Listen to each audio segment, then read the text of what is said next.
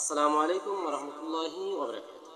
রাসূলুল্লাহ সাল্লাল্লাহু আলাইহি সাল্লাম থেকে বর্ণিত, তিনি বলেছেন, তোমরা যে মৃত্যু সম্পর্কে যা জানো, সেই মৃত্যু সম্পর্কে যদি কোনো পশু পাখি জীবজন্তুরা জানতো, তাহলে গোশতওয়ালা কোনো পশু পাখি তোমরা ভক্ষণ করতে পারতে না। এই কথা দ্বারা নবী করিম সাল্লাল্লাহু আলাইহি সাল্লাম কি বুঝাতে চাচ্ছেন, কি বুঝাতে চেয়েছিলেন?